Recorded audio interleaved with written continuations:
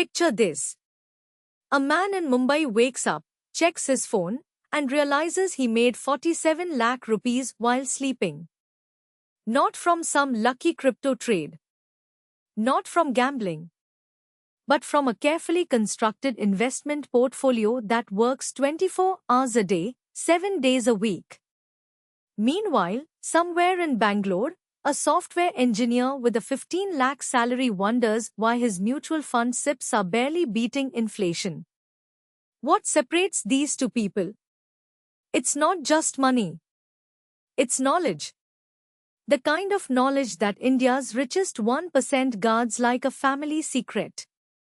Here's a fact that should disturb you. India's top 1% owns more than 40% of the country's total wealth. And that gap, it's widening every single year. But here's what nobody tells you. The rich don't invest the way your bank relationship manager suggests. They don't follow the same advice that financial influencers give to retail investors. They play an entirely different game with entirely different rules. Today, we are going to expose those rules. We'll decode the exact asset allocation strategies, the exclusive investment vehicles, and the wealth-building frameworks that India's ultra-rich use to multiply their money. Some of these strategies require crores to access. But many of the underlying principles, you can start applying them today. Welcome to Mahayukti Finance. By the end of this video, you'll understand money the way billionaires do. Before we talk about where the rich invest, we need to understand how they think about money. Because mindset determines strategy. The average Indian investor thinks about returns. How much can I make this year? But the ultra-wealthy think about something completely different. They think about preservation first, growth second. See, when you have 5 crores or 50 crores, your biggest fear isn't missing a multi-bagger stock. Your biggest fear is losing what you already have. This creates a fundamentally different approach to asset allocation. The typical wealthy Indian family follows something called the core satellite strategy. The core represents 60 to 70% of their portfolio. This is conservative, stable, wealth-preserving investments. Think blue-chip stocks held for decades, government bonds, premium real estate in metro cities, and gold. The satellite represents 30 to 40%. This is where they take calculated risks for higher returns. Private equity, startup investments, alternative assets, and tactical stock market positions. But here's the crucial difference. When a retail investor loses money on a risky bet, it devastates their portfolio. When the wealthy lose money on their satellite investments, the core remains untouched. Their lifestyle doesn't change. They simply learn and move forward. The second mindset shift is thinking in generations, not years. The ultra-rich don't ask what will this investment do in 3 years? They ask how will this asset serve my grandchildren? This long-term thinking unlocks investment opportunities that most people completely ignore. Understanding this mental framework is essential before we dive into the specific investment vehicles they use. Now let's talk about the investment vehicles that most Indians don't even know exist. Portfolio Management Services, or PMS, is essentially a personalized stock portfolio managed by professional fund managers. Unlike mutual funds where your money is pooled with lakhs of other investors, PMS gives you a dedicated portfolio tailored to your goals. The catch? SEBI mandates a minimum investment of 50 lakh rupees. This isn't some arbitrary number. It's designed to ensure only sophisticated investors with risk capacity can participate. PMS managers have far more flexibility than mutual fund managers. They can hold concentrated positions, go heavy into small caps, or even hold significant cash when markets look overvalued. Top PMS providers in India have delivered returns of 18 to 25% annually over the last decade. Names like Marcellus, Unify Capital, and Motilal Oswal's PMS have created significant wealth for their clients. But PMS is just the entry point. The real exclusive club is Alternative Investment Funds, or AIFs. With a minimum investment of 1 crore rupees, AIFs operate in a completely different universe. Category 1 AIFs invest in startups, SMEs, and social ventures with government incentives. Category 2 AIFs include private equity funds, debt funds, and real estate funds. Category 3 AIFs are hedge funds that can use complex strategies like short selling and derivatives. Here's what retail investors don't realize. When a startup like Zerodha or Freshworks creates billionaires, it's the AIF investors who often captured those gains years before any IPO. They bought equity when these companies were valued at a few hundred crores, not thousands. The wealthy get access to wealth creation at the ground floor. You might think that with access to PMS and AIFs, the wealthy don't bother with direct stock investing. You'd be wrong. In fact, direct equity forms a significant portion of most ultra-high net worth portfolios. But their approach is radically different from how retail investors trade. First, the wealthy rarely trade. They acquire ownership stakes in businesses. When Rakesh Jhunjhunwala bought Titan, he wasn't looking to sell it in 6 months for a quick profit. He understood the business, believed in its long-term potential, and held it for decades. His Titan position alone was worth over 7,000 crores at its peak. Second, the wealthy use information differently. No, I'm not talking about illegal insider information.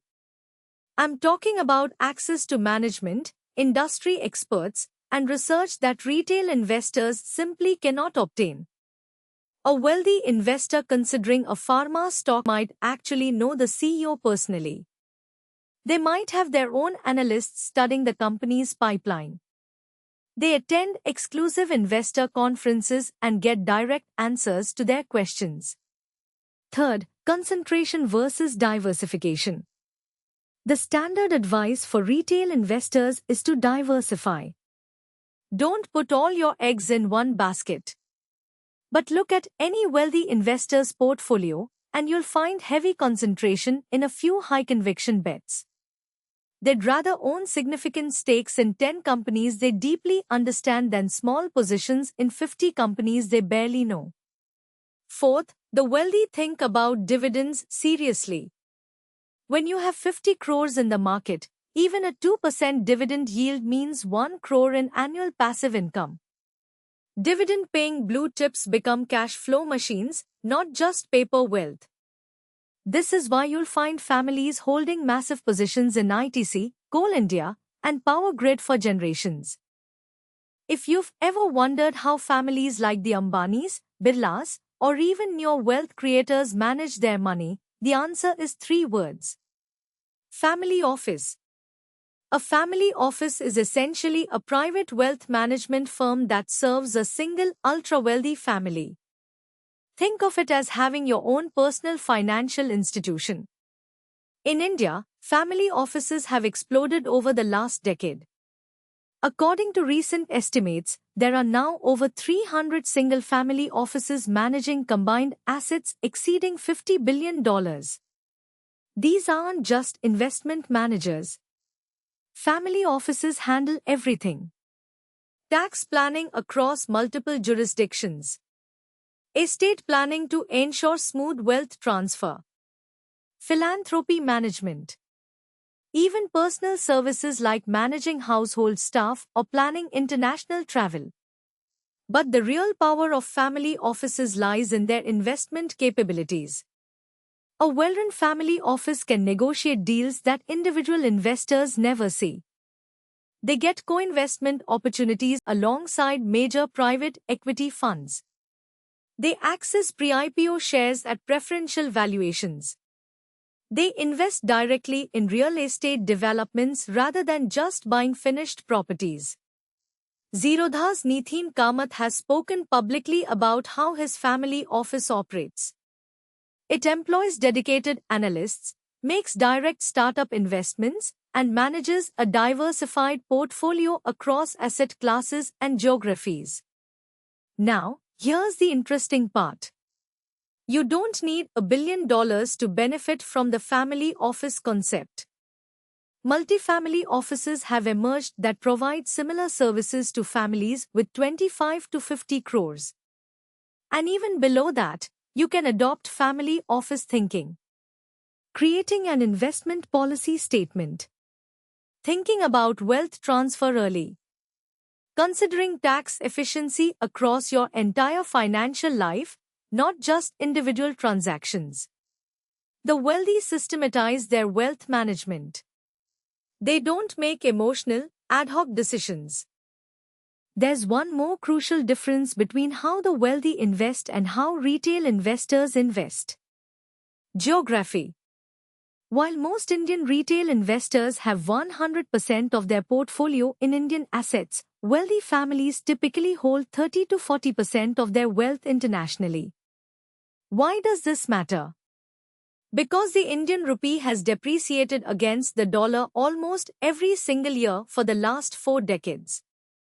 If you held dollars instead of rupees 20 years ago, you'd have nearly doubled your money just from currency appreciation.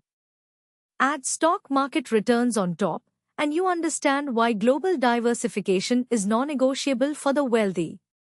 They invest in US markets through Liberalized Remittance Scheme, or LRS, which allows sending up to $250,000 abroad annually. They buy international real estate in Dubai, Singapore, and London. They hold foreign currency bonds and even cryptocurrency in jurisdictions with clearer regulations. Beyond geography, the wealthy invest heavily in alternative assets that don't correlate with stock markets. Art and collectibles have created stunning returns. A Type Mehta painting bought for 50 lakhs 15 years ago might sell for 15 crores today. Wine, classic cars, rare watches. These aren't just luxury purchases. They're alternative investments that appreciate while providing enjoyment. Commercial real estate is another major allocation. While retail investors buy a flat hoping for rental yield, wealthy families own entire commercial buildings, warehouse for e-commerce logistics, and data center properties. These assets generate consistent cash flows while appreciating over time. Even within India, the wealthy access investment opportunities that don't exist for retail investors. Pre-leased commercial properties, fractional ownership of expensive assets, and real estate investment trusts structured as private placements. Now comes the most important part of this video. What can you actually do with this information? Because knowledge without action is just entertainment. First, adopt the core satellite approach today. Even with a modest portfolio, divide your investments into core holdings you'll never sell and satellite positions where you take calculated risks. Your core could be index funds, PPF, and fixed deposits. Your satellite could be direct stocks or sectoral funds. Second, focus on asset allocation before stock picking. The wealthy spend more time deciding how much to put in equity versus debt versus real estate than picking individual stocks. Your asset allocation determines 90% of your returns. Most retail investors get this backwards. Third, start building investment knowledge systematically. You may not have access to analysts, but you have the internet. Read annual reports. Follow management interviews. Understand the businesses you invest in. The gap between retail and wealthy investors is shrinking because information is increasingly democratized. Fourth, think about taxes from day one. The wealthy structure every investment considering tax implications. Holding periods, capital gains harvesting, choosing between growth and dividend options. These decisions compound massively over time. Fifth, consider new age platforms democratizing wealthy investment strategies. Smallcase offers portfolios designed like PMS at fraction of the cost. Platforms like Grip and Vint Wealth offer bond investments previously available only to the wealthy. International investing apps have made global diversification possible for everyone. Finally, play long-term games. The wealthy build wealth over decades, not months. They survive market crashes because they don't panic. They benefit from compounding because they stay invested. The biggest edge retail investors can develop is patience. Remember, the wealthy weren't always wealthy. Many of India's richest families started with modest businesses and disciplined investing. The strategies might differ in scale, but the principles remain accessible to everyone. Subscribe to Mahayukti Finance because every week, we decode financial strategies to help you build generational wealth. Your financial transformation starts now.